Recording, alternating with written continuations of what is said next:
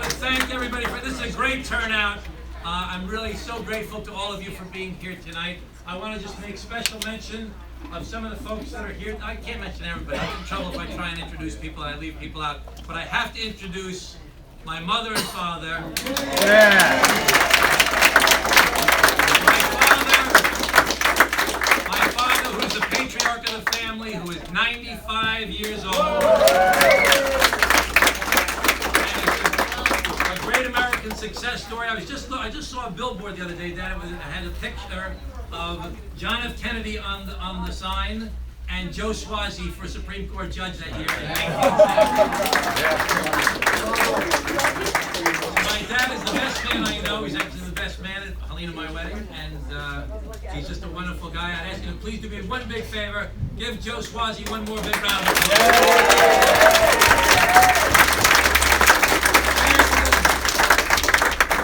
Make mention of the star of my most recent television commercial, Marguerite Suozzi.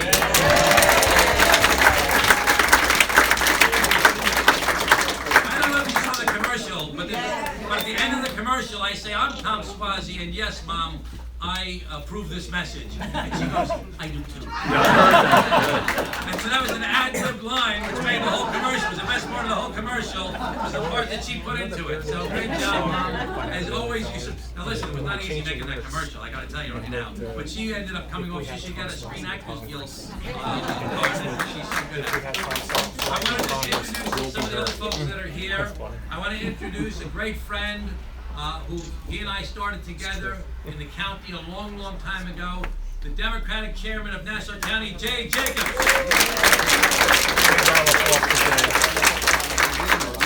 And our county legislator, who's doing a fantastic job representing Glen Cove for so many years. Let's give a round of applause to Delia DeReggie-Rickman.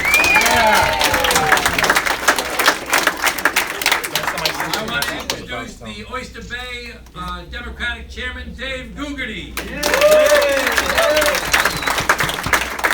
I want to introduce the former city council member, the current city council member, Steve Worth, Tony Dividend, Robert Watson, and Michael Fallaletti. And I want to introduce our New York State Assemblyman and his beautiful wife, Ronnie, Chuck Levine.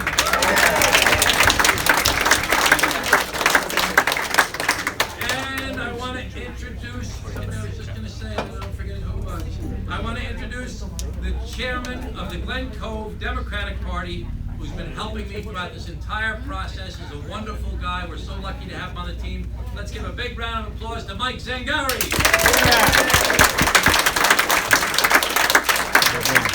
And last but not least, I want to welcome someone here who, right from the very get-go, endorsed me in my candidacy, supported me from the very beginning, and I'm very, very grateful to him for doing that. Right from the, he's helped me in so many different ways. The mayor of Seacliff, Bruce Kennedy. Now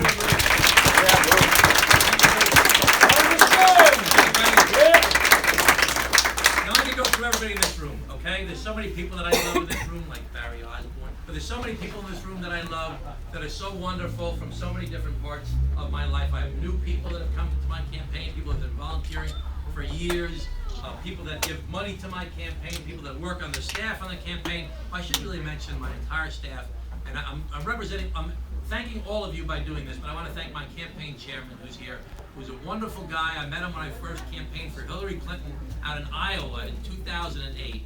And he was working in the field campaign there, and his job was to take me around. Our job was to get the Italian votes in Iowa. There were like 5 Italians. We got 4 of them to vote in the primary. But his name was Mike Florio, and he is...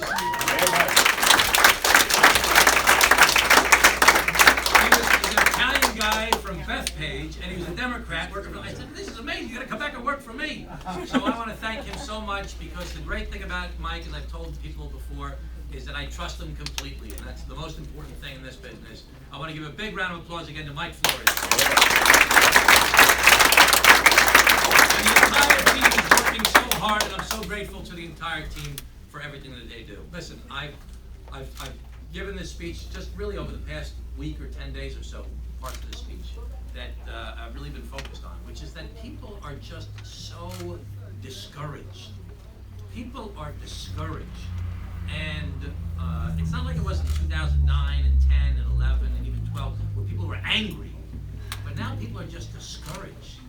And we hear people I'm supporting Hillary. Most of the people in this room are supporting Hillary. Some of you are not supporting Hillary, but most of us are. But even people we know that are our friends are telling us, I don't like either candidate.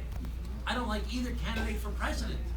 And now we disagree with them, but that's what's happening out in the world today, is people are talking about how unhappy they are. And my closest friends say to me all the time, people that love me and are dear to me and care about me, say to me all the time, what do you want to do this for? You can't change anything, and I don't believe that. I still believe in this country, and I still believe in the system that we have in this country. And I still believe that we can make things better. I believe in politics still.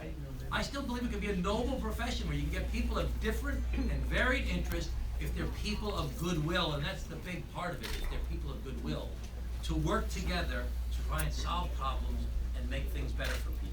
I still believe in that. I did it throughout my entire time I was in public life. I still think we can do that. But we have to recognize what's going on, what's happening. How is it that we've been fighting, or we see people fighting, I should say, for 30 years about the same issues over and over again, and they don't get fixed? Okay, gun violence. Everybody knows there's a problem with gun violence in the United States of America.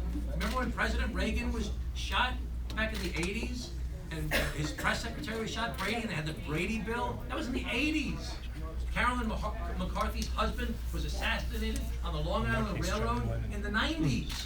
Okay, and we're still fighting about this stuff all the time. Climate change. Al Gore was talking about climate change in 1988. When we won the award in Glen, Cove, we were a national model for cleaning up polluted sites when I was mayor of Glen, Cove. So there were 16 places in the country were selected by Al Gore. It was Chicago, Pittsburgh, and Glen Cove, But we were selected as a model for cleaning up, and he was talking about climate change back then. Immigration. Okay, this started as being a big debate in this country in the 80s when President Reagan was the president and everybody was coming here from El Salvador because they were fleeing the violence in El Salvador and the poverty and the civil war in El Salvador. And they came here to Glen Cove, and as mayor of Glen Cove, it was my first speech. I talked about it in 1994. But people have been fighting about this for 30 years. Yes, you see this? So, whatever the issue, health care. Okay, that started longer, President Truman talked about health care. Richard Nixon had a health care proposal that people in this room, even this room, or in America, would make Barack Obama's plan look like a right-wing conservative plan. It was such a liberal idea for universal health care in this country. So, we finally do something under this president, everybody says, there's so many problems with it, so fix them. Stop yelling at each other, screaming at each other, let's fix it. How many years have we been hearing about the shrinking middle class in America and losing the jobs in this country? It was the 70s and the 80s when they talked about Japan taking all the jobs in America. So if we're going to fix things in this country, we have to recognize that the reason the status quo doesn't change is because people are benefiting from the status quo. Certain people are benefiting from the status quo. And they're going to do everything they can to stop the status quo from changing because they like it the way it is now. So if we want to change it, we need answers, and we've got good answers. Unlike being mayor of Glen Cove or county executive of Nassau County, I don't come up with the ideas myself. There are think tanks, the smartest people in the world that write ideas how to solve the problems that we have in this country. And we can adopt those ideas and move forward with them. And our ideas lead to the Democratic side. Now, that doesn't mean that all of the Republican ideas are bad. We disagree with a lot of them, but we can work together with Republicans and try and solve problems and make things better. We work together to solve them, accept the fact that people of goodwill can disagree, but also find agreement about certain things. So that's what our challenge is. Get the answers. That's really the easy part. The second thing you need is the guts. You have to be willing to stand up and fight against the status quo, because the people that are benefiting from the status quo are going to try and stop you. They're going to try and squash you. They're going to try and stop you from making any change because they want to stay the way it is now. So whatever the issue is, somebody is benefiting from the way it is now. If it's climate change, it's oil and gas industry. If it's gun violence, it's the gun manufacturers. The sales of assault weapons went up by by tens of millions of dollars after the 50 people were killed in Orlando. Assault weapons went up by tens of millions of dollars after the shootings happened. Healthcare, insurance companies, and pharmaceutical companies, they like it the way it is now. They're doing fine. So whatever the immigration, these factory farms that have people working off the books, and they're not paying health insurance, and they're not paying Social Security, they don't want it to change. So if we want to change things and make it better, we have to be willing to fight, and sometimes we're going to get knocked around. I've been through this stuff in my career. I've been in a lot of big fights, and I won some of those big fights, and they were great victories, and I lost some fights as well. But I learned just as much, or maybe more, from losing as I did from winning. So first you need the ideas. Second, you need the guts to stand up and fight, because they're going to try and stop you, and they're going to spend money to try and make you look like a caricature. All politicians today look like caricatures. Nobody likes anybody, because there's billions of dollars being spent to get you to not like politics or politicians or government. It's all no good. So why? So nothing happens. So it all stays the same. Everybody's so fed up that nothing happens. So the third thing you need, though, is the ability to win the fight. You have to be able to navigate the press and the politics and the bureaucracy and all the different things that go into making things happen.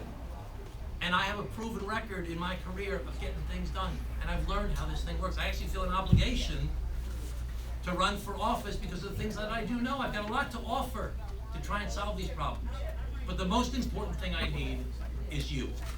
You're the most important thing, are the people in this room. Because no matter what, when they come after me very hard, there's a guy in the back of the room right now, he's tracking me, he's working on behalf of the other campaign. Let's give him a round of applause. And starting next week, on September 26th and 27th, the National Republican Campaign Committee is going to spend $1.1 million in negative advertising against me. $1.1 million, and I don't have that kind of money to go up against that. So you saw a commercial with my mother. We released a commercial today with Caroline. We're going to have another new commercial tomorrow, which will be all positive things. We're holding a town hall meeting for tomorrow night in Great Neck. We're holding another town on the jobs, economy, and taxes. On Thursday, we're holding a town hall meeting in Hicksville on drugs, alcohol, and mental health issues. And we're going to hold 5 other town hall meetings. And we're going to talk about issues and how to solve problems. But if these guys want to go negative and start beating me up, then I can tell you we're going to come right back at you. Because we're not going to let you get away with trying to distract the people. Instead, we're going to talk about the issues that matter in people's lives. Because people are unhappy right now. People are scared. They're scared. They're worried about their security, national security, terrorism. They're scared. People are scared about their economic security. They're worried about their future. They're worried about retiring one day and not being, they're worried about their 401k. They're worried about making enough money to raise their family. And they're worried about the security of our democracy because, as I said in the very beginning of my remarks, people are afraid that nothing gets done. You can't solve the problems in our democracy's been hijacked. Who's heard of Citizens United? Have you heard of that, Citizens United? Okay? That's a good thing that everybody knows about it. I worked on a report about campaign finance reform in 1989 when I was a senior in law school, and I got the New York State Bar Association Ethics Award for working on this report for the New York State Commission on Government Integrity. And the report was campaign finance. But nobody talked about this issue. Now it's talked about all the time because people recognize what's happening with the influence of big and what's called dark money on campaigns. And we have to be able to fight back against that because they're trying to hijack our democracy from us. I need all of you to be the grassroots, the people that are going to be there for me. When they beat me up from up top, I need you to come up from the bottom and defend me and fight for me and help to fight for what we all believe in and what it is we want to do to try and make this country a better place. I know that we can do it. You know, with the polls in August, we're taking, should be 15 points ahead. Wow. 15 points ahead.